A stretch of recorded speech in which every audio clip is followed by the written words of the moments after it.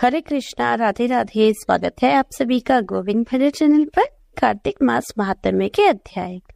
इसमें कुल 35 अध्याय है, जिसमें से रोज एक अध्याय की कथा आप सुनेंगे।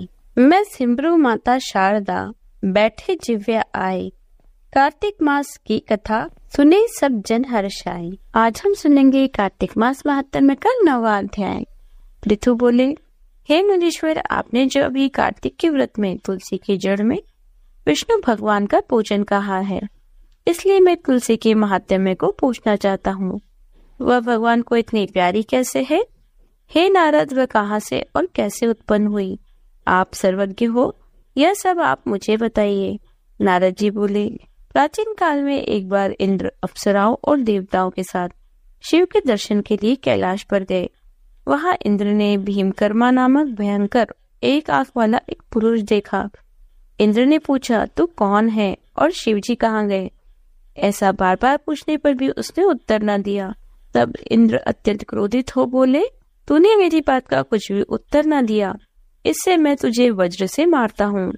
हे दुर्मते, तेरा रक्षक कौन है? इंद्र ने यह कहकर बलपूर्वक वज्र मारा, लेकिन इंद्र का वज्र तथा भुजाएं स्तंभित हो गई। इस पर इंद्र ने अति क्रोध किया। वह पुरुष स्वयं शिव थे। बृहस्पति ने प्रणाम किया तथा इंद्र को भी उनके चरणों में झुकाया। वे अति करुणा भरे शब्दों में रुद्र की स्तुति करने लगे। हे महादेव, दीनों के हितकारी, आप अपना क्रोध शांत करें और इंद्र को क्षमा प्रदान करें। यह सुनकर शंकर जी बोले, तुम्हारे वचन सुनकर मैं प्रसन्न हुआ, लेकिन अपने नेत्रों से निकलती हुई क्रोध अग्नि को किस प्रकार शांत करूं? अब यह मेरे मस्तक में पुनः कैसे प्रविष्ट हो सकती है? बृहस्पति बोले, हे दयालु, आप अपने नेत्रों की इस तेज अग्नि को कहीं अन्यत्र स्थापित कर दें और इंद्र का उद्धार करें। तब रुद्र भगवान बोले, तुमने इंद्र को जीवन दान दिलवाया है, अतः तुम्हारा एक नाम जीव प्रसिद्ध होगा। अब मेरी यह क्रोधाग्नि इंद्र को कष्ट नहीं देगी। नारद जी बोले, शिव जी ने ऐसा कहकर उस अग्नि को हाथ में लेकर समुद्र में फेंक दिया, जो गंगा सागर के संगम पर जा गिरी। वह अग्नि वहीं बाल रूप धरकर रोने लगी। उसके रुदन से पृथ्वी कांपने लगी और स्वर्गलोक से सत्यलोक सब बहरे हो गए। ब्रह्मा जी ने वहां जाकर देखा कि समुद्र की गोद में अग्नि बाल रूप में बैठी है। तब उन्होंने पूछा, यह अद्भुत बालक कौन है? उनके वचन सुनकर समुद्र ने हाथ जोड़े और प्रणाम कर वह बालक उनकी गोद में दे दिया और कहा, हे ब्रह्मा, गंगा सागर के संगम में मेरा यह पुत्र उत्पन्न हुआ है। जगत गुरु, इसकी जाति कर्मादि संस्कार करिए। नारद जी बोले, यह बात हो ही रही थी कि उस बालक ने ब्रह्मा जी की दाढ़ी पकड़ ली और उनको बार बार हिलाने लगा, जिससे ब्रह्मा के नेत्रों से आंसू गिरने लगे। बड़ी कठिनाई से दाढ़ी छुड़वाकर ब्रह्मा सागर से बोले कि इसने हमारे नेत्रों का जल निकाला है, इससे इसका नाम जलंधर होगा। यह संपूर्ण शास्त्रों को जानने वाला और इसको रुद्र ही मार सकेगा। नारद जी बोले, ऐसा कहकर उन्होंने शुक्राचार्य को बुलाकर जलंधर को राजगद्दी पर बैठाया। ब्रह्मा जी अंतर्ध्यान हो गए। सागर अपने पुत्र को देखकर प्रसन्न हुआ। कालनेमी ने प्रभावित होकर अपनी कन्या वृंदा का विवाह जलंधर के साथ कर दिया। पति से प्रेम करने वाली और आज्ञाकारिणी उस स्त्री को लेकर शुक्राचार्य की सहायता से वह पृथ्वी पर राज्य करने लगा। यहाँ कार्तिक मास महात्म्य का अध्याय 9 समाप्त होता है। कार्तिक मास महात्म्य का अध्याय 10। नारद जी बोले, देवताओं को जीतकर जो राक्षस पाताल में जा बसे थे, वे जलंधर का आश्रय पाकर अब फिर भूमंडल में आकर रहने लगे। एक बार उस जलंधर ने राहु का सिर कटा हुआ देखकर उसका कारण शुक्राचार्य से पूछा। तब उन्होंने समुद्र मंथन और 14 रत्नों के हरण की कथा तथा दैत्यों के पराक्रम का सब वृत्तांत कह सुनाया। अपने पिता सागर के मंथन की बात सुनकर उसने क्रोध से लाल लाल आंखें करके घस्मर नामक अपने दूत को इंद्र के पास भेजा। वह दूत स्वर्ग में जाकर इंद्र से बोला, सागर के पुत्र जलंधर ने अपना दूत बनाकर मुझे भेजा है। उसने कहा है कि तुमने मेरे पिता को कैसे मथा और वहां से निकले हुए रत्नों को जो तुम ले आए हो उन्हें दे दो। इस प्रकार का दूत का वचन सुनकर विस्मित होकर भय और रोष से इंद्र घस्मर से कहने लगा, हे दूत, हमने सागर का मंथन इसलिए किया कि पहले मेरे से डरे हुए पर्वतों को सागर ने अपनी कुक्षी में छिपा लिए थे और बहुत से दैत्यों की उसने रक्षा की थी। इससे मैंने भी उसके रत्न हर लिए। सागर का पुत्र शंकासुर भी देवताओं से बैर करता था, वह भी समुद्र के भीतर छिप गया। उसको मेरे छोटे भाई ने निहत किया। अब तुम जाओ और समुद्र बकने का कारण जलंधर से कहो। वह दूत इंद्रलोक से विदा हो पृथ्वी पर आया। सब वृतांत जलंधर से कहा। दैत्य क्रोध से फुकारता हुआ देवताओं को जीतने के विचार से चारों दिशाओं तथा पाताल से करोड़ों दैत्य, शुंभ निशुंभ आदि सेनाओं को साथ लेकर स्वर्ग में जाकर उसने नंदन वन में अधिकार कर लिया। देवता भी अस्त्र शस्त्रों सहित अमरावती से बाहर निकले। तब वहां घोर युद्ध हुआ। मूषल, परिघ, बाण, गदा, बर्छी, फरसा आदि शस्त्रों से वे एक दूसरे को मारने लगे। दोनों तरफ के हाथी, घोड़ासवार आदि मरने से वहां रुधिर की धारा बहने लगी। युद्ध में जितने दैत्य मरे उन सबको शुक्राचार्य ने मृत संजीवनी जल वर्षा कर जीवन दिया। उधर बृहस्पति जी ने भी मरे हुए सब देवताओं को अपने मंत्र बल से जीवित कर दिया। युद्ध में मारे गए देवताओं को पुनः जीवित देख जलंधर शुक्राचार्य से कहने लगा कि मरे हुए देवता फिर कैसे जी उठे? आपकी अमृत संजीवनी विद्या तो किसी और जगह सुनी ही नहीं। शुक्राचार्य बोले, बृहस्पति ने द्रोणाचार्य से दिव्य औषधियां मंगाकर इन देवताओं को जीवन दिया है, इसलिए तुम द्रोणाचल ही हर लाओ।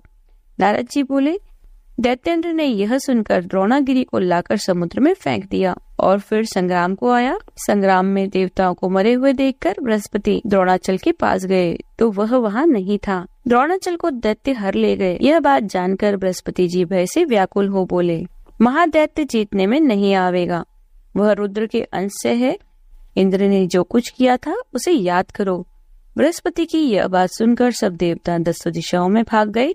सागर के पुत्र जलंधर ने देवताओं को भागते हुए देख शंख भेरी का शब्द करते हुए अमरावती में प्रवेश किया। अब इंद्रादिक देवता उससे पीड़ित होकर सुमेरु की कंदरा में रहने लगे। देवताओं को जीतकर जलंधर वहां राज करने लगा। तत्पश्चात शुंभादिक को समस्त बड़े बड़े देवताओं के स्थान पर अलग अलग नियत करके वह स्वयं सुमेरु पर्वत की ओर देवताओं से लड़ने चला। यहाँ कार्तिक मास महात्म्य का अध्याय 10 समाप्त होता है। अब मैं आपको सुनाती हूँ कार्तिक मास की श्री रामचंद्र जी की कहानी। श्री रामचंद्र भगवान की जय। किसी गांव में एक ब्राह्मण ब्राह्मणी रहते थे। दोनों बहुत गरीब थे, इतने गरीब कि घर में खाने को भी कुछ नहीं होता था। लेकिन ब्राह्मण देवता कोई काम ही नहीं करना चाहते थे। जैसे तैसे ब्राह्मणी कुछ काम करके रूखा सूखा भोजन बनाती, उसे ही खाते और सो जाते। किंतु ब्राह्मणी को बहुत गुस्सा आता था। उसने ब्राह्मण देवता से जाकर कहा कि उठते हो और सो जाते हो, कुछ काम क्यों नहीं करते? तब ब्राह्मण कहने लगा कि मुझे तो कोई काम करना ही नहीं आता, तो क्या करूं? तब ब्राह्मणी कहने लगी, पंडित हो, ब्राह्मण हो, कहीं जाकर कथा ही कह दो तो कुछ दक्षिणा तो मिलेगी, घर में कुछ पैसे आएंगे। तब वह कहने लगा, मुझे तो कोई कथा भी नहीं आती। तब ब्राह्मणी बोली, चलो तुम्हें कथा मैं बता देती हूँ। तब ब्राह्मणी कथा सुनाने लगी। वह बोली, राम बड़े लक्ष्मण छोटे, वह बैठे अम्बे की डाली, वह बैठे चंबे की डाली। मिट्टी का दशरथ बनावे, माखन मिश्री का भोग लगावे, दे परिक्रमा घर को आवे। बस इतनी सी कथा है, घर घर जाकर सुना दो। ब्राह्मण देवता ने यह पंक्तियां रट ली और जल्दी से पीली धोती पहनी, टोपी लगाई, तिलक छापे लगाए और कथा सुनाने चल दिए। चलते चलते बहुत दूर निकल गए। किसी ने भी कथा नहीं सुनी। चलते चलते एक जंगल में पहुंच गए। उस वन में राम जी, लक्ष्मण जी और सीता जी आकर ठहरे हुए थे। सीता जी का नियम था, जब तक किसी ब्राह्मण के मुख से कथा नहीं सुन लेती थी तब तक न रसोई बनाती और न ही खाती। लक्ष्मण जी बोले, मैया बहुत भूख लग रही है। तब सीता जी कहने लगी, भैया अभी मेरा ब्राह्मण के मुख से कथा सुनने का नियम पूरा नहीं हुआ। जब तक कथा नहीं सुन लूंगी भैया मैं रसोई नहीं बना सकती। अब लक्ष्मण जी सोचने लगे कि यहाँ इस घने जंगल में ब्राह्मण कहाँ से मिलेगा। राम जी बोले, चलो भैया लक्ष्मण, हम ही ढूंढ लाते हैं किसी ब्राह्मण को। दोनों ब्राह्मण ढूंढने चल दिए। चलते चलते लक्ष्मण जी एक ऊंचे से पेड़ पर चढ़ गए।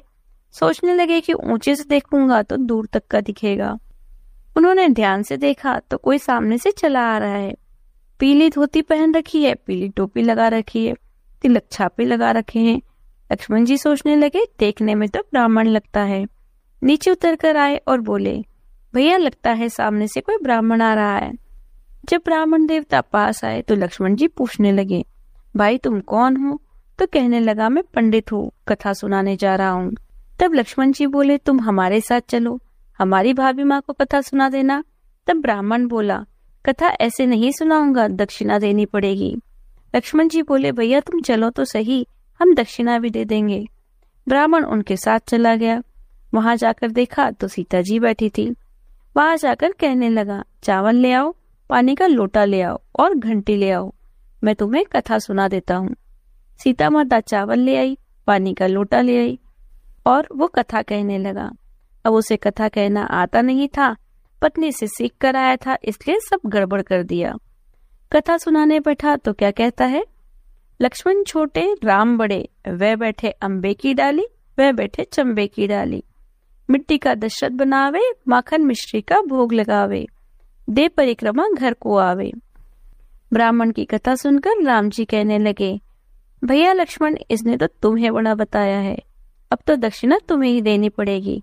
लक्ष्मण जी बोले, भैया कैसी दक्षिणा, इसकी तो बुद्धि मलिन है, यह मूर्ख व्यक्ति है, कहीं राम से भी इस दुनिया में कोई बड़ा हुआ है। तब राम जी बोले, नहीं भैया, इसने तो तुम्हें बड़ा बताया है, कथा सुनाई है तो दक्षिणा तो देनी ही पड़ेगी। अब राम जी की बात मानकर लक्ष्मण जी ने उसे हीरे की अंगूठी दे दी। अंगूठी लेकर चल दिया। बहुत खुश होता रहा, मेरी तो गरीबी मिट गई, अब तो मुझे रोज रोज कथा कहने भी नहीं आना पड़ेगा। चलते चलते एक नदी आई, उसे प्यास लग रही थी। उसने सोचा चलो थोड़ा पानी पी लेता हूँ। नदी में पानी पीने के लिए बैठ गया। पानी पीने के लिए जैसे ही नदी में हाथ डाला, वह अंगूठी निकलकर नदी में बह गई।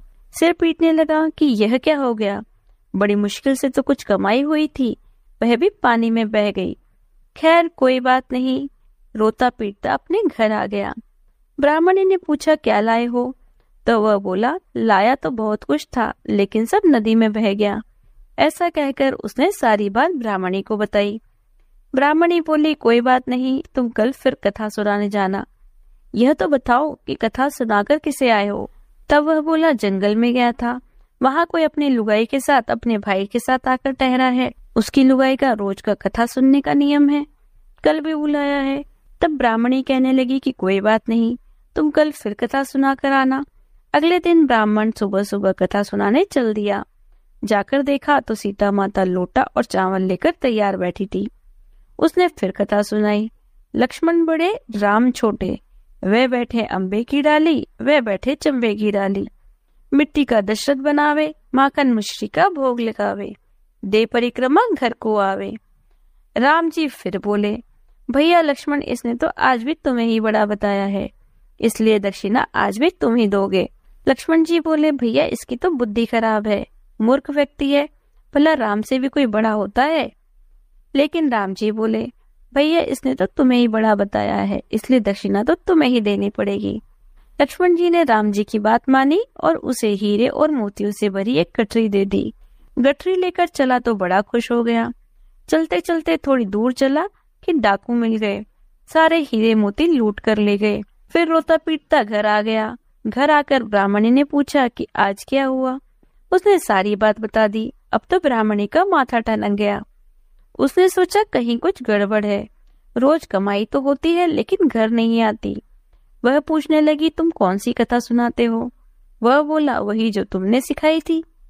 ऐसा कहकर उसने कथा कहना शुरू किया, लक्ष्मण बड़े राम छोटे, वह बैठे अम्बे की डाली, वह बैठे चंबे की डाली।